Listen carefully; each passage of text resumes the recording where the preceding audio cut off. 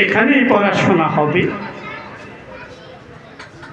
এই স্কুলটির উদ্যোক্তা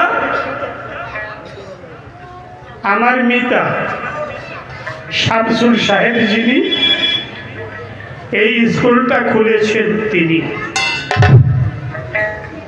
আপনারা সকলে মিলে সহায় সহযোগিতা করবেন।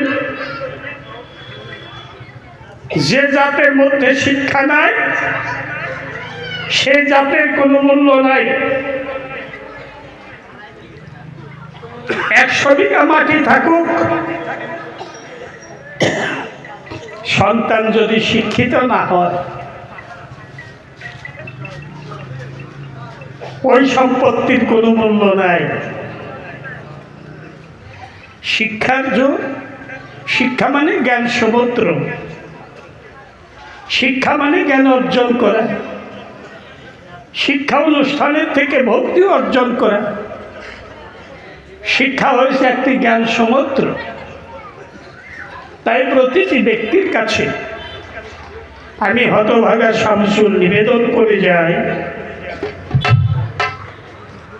যেন প্রত্যেকটি ছেলে হোক মেয়ে হোক তাদেরকে পড়াশোনার দিকে আপনারা সহযোগিতা করেন, এই আশা রেখে বক্তব্য শেষ করি।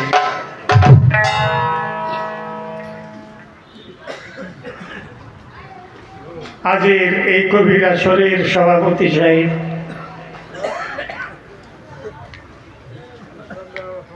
মহামান্য সভাপতি সাহেব, আলোচনা মর্মে একটি প্রশ্ন রেখে গেছেন। তবে কামারের কাছে দইয়ের বায়না দিলে পরে পাওয়া যায় না। আমার দশাও তাই। আমার কাছে যে প্রশ্ন করেছেন এই প্রশ্নের জবাব আমার কাছে নাই। তবে চেষ্টা করব কিছু যাতে বলতে পারি এই দোয়াটাও ব্যবসায়। যেমন উনি বলছেন কবিগান শোনা নিষেধ, গাওয়াও নিষেধ, মতান্তরে গান শোনাও নিষেধ, গান গাওয়াও নিষেধ। ইসলামে তা নাই। তবে আমাদের আল্লাহর পবিত্র কোরআন, সে কোরআন কি বলছে? কোরআনে বলছে হারাম। সব যে হারাম তা না, উল্লেখ করা আছে 5টি বস্তু ইসলামের জন্য হারাম।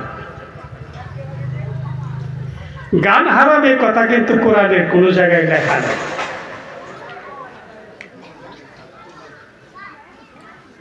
হারাম তো হারামই, যে হারাম আল্লাহ উল্লেখ করেছে পবিত্র কোরআনে তাই হারাম।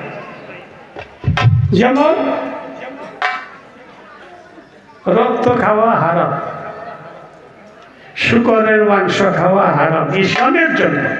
অন্যদের কথা আমি বলছি না। মদ খাওয়া হারাম,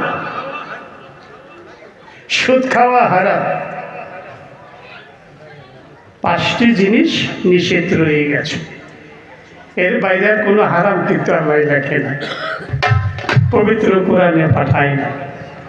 তবে গান শোনা, গান গাওয়া ঠিক না। না, ঠিক আছে। সেটা কেমন? আমার দয়াল রাসূল একদিন রাস্তাতে যেতেছেন সাহাবা 4 জন সাথে। কারণবশত 3 জন পিছনে পড়ে গেলেন, সাথে ছিলেন হযরত আলী। এক ব্যক্তি গান করতেছে, প্রাণবন্ধুরে কতক্ষণে তোরে পাবনি। গান শুনে নবী আমার কানে আঙ্গুল দিয়েছে।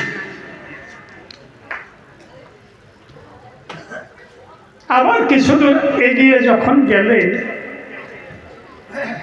একই গান অন্য একটা ব্যক্তির মুখে শুনলেন, প্রাণবন্ধুরে কতদিনে তরে পাবো রে।